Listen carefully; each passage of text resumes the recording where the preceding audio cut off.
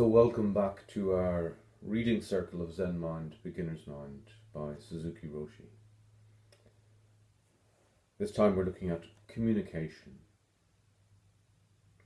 Without any intentional, fancy way of adjusting yourself, to express yourself as you are is the most important thing.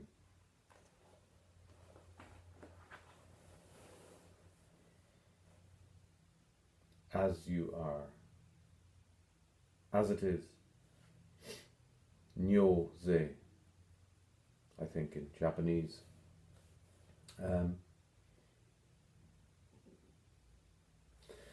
In Zen practice, we are encountering reality as it is. Not as we would like it to be, not as we fantasize or dream about it, not as we try to manipulate it or shape it. But our starting point is to encounter reality as it really is, as it is.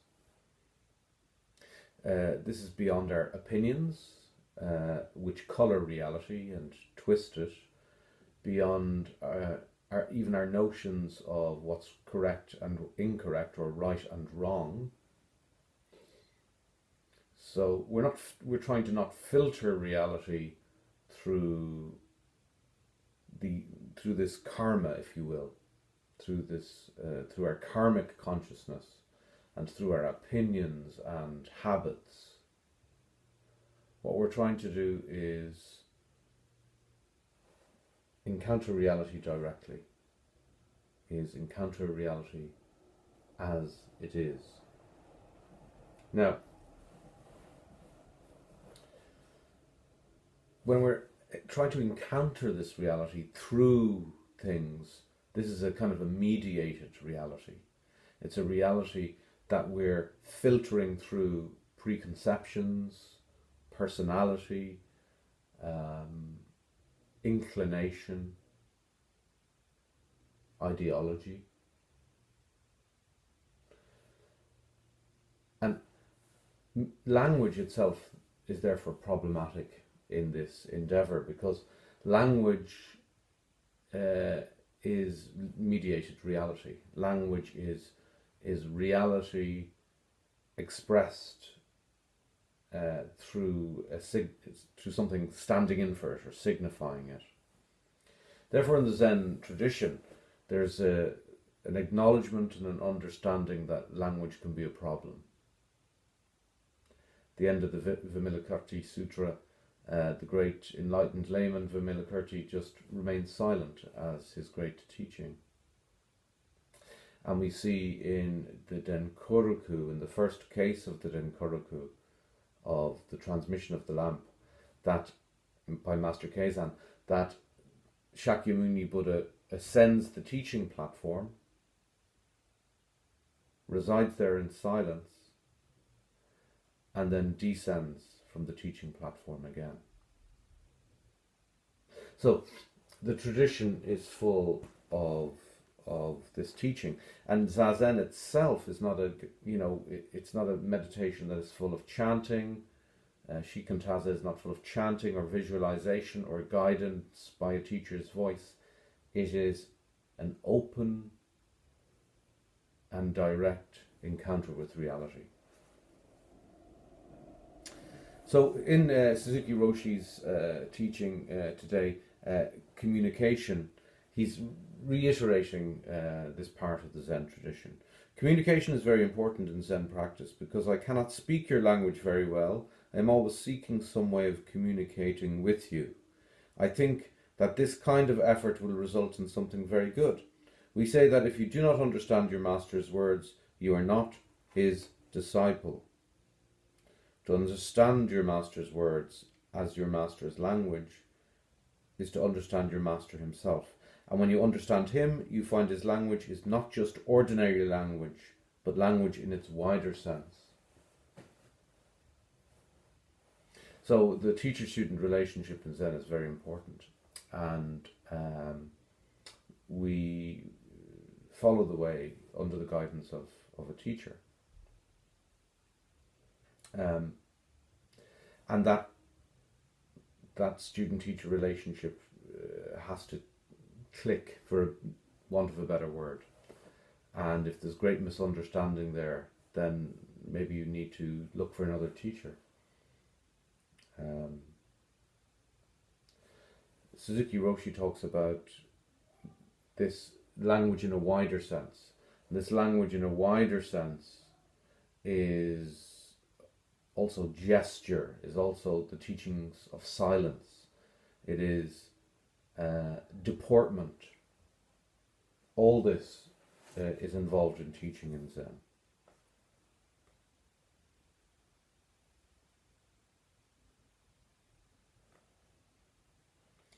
Through your master's language, you understand more than what his words actually say. So language, again, is merely pointing at the teaching, and language is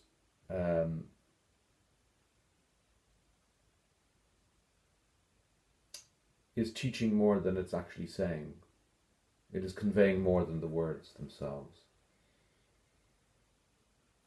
To understand reality as a direct experience is the reason we practice Zazen and the reason we study Buddhism. So Suzuki Roshi was saying that through your master's language you understand more than what his words actually say. Your master's direct statement may not be only in words. His behavior is likewise his way of expressing himself. In Zen we put emphasis on demeanor or behavior. By behavior we do not mean a particular way that you ought to behave, but rather the natural expression of yourself. We emphasize straightforwardness. The natural expression of yourself. Two things here. First of all is that in the student-teacher relationship in Zen, even when the teacher is silent, or particularly when the teacher is silent maybe, the teaching is being offered. In gesture. We learn from our teacher by hanging out with our teacher, by practicing with our teacher, by spending time and observing. So do not be mistaken in thinking that the teaching is only being offered in words. The core of Zen is the realization that the truth is beyond this.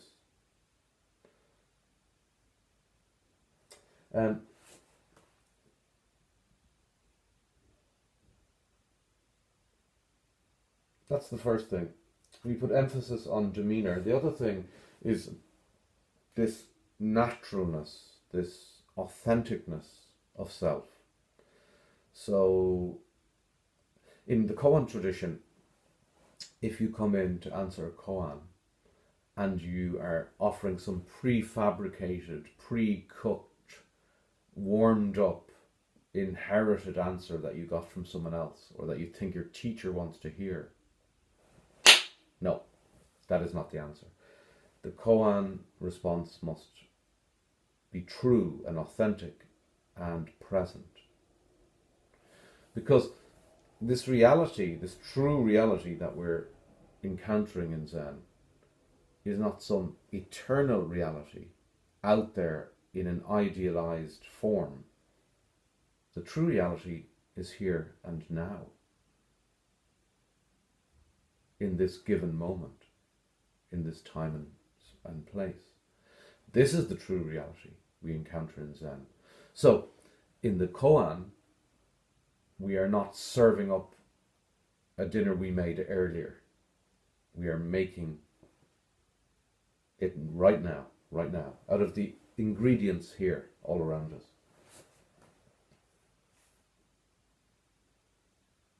When you listen to someone, you should give up all your preconceived ideas and your subjective opinions. You should just listen to him, just observe what his way is. So, this is encountering the truth of what you're encountering directly, unfiltered through your own preconceptions and biases. And secondly, It is genuinely hearing, it is genuinely listening to someone else and understanding that there is much more going on than language, and that this meaning is conveyed beyond language and sometimes in a deeper sense through silence. Our teaching is just to live always in reality in its exact sense, to make our effort moment after moment is our way.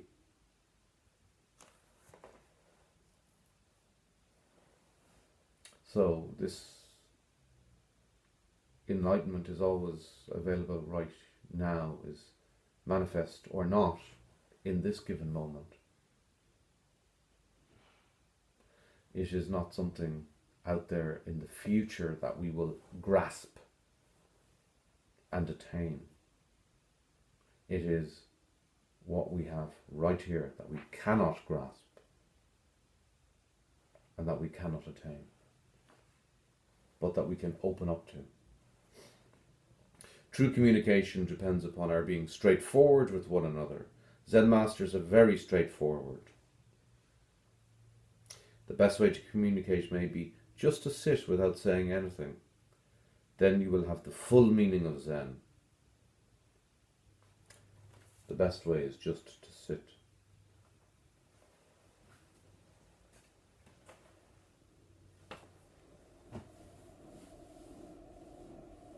Ultimately, as Dogen Zenji says, all the practices in Zen, beautiful and full of teachings though they are, just come down to sitting silently in a room.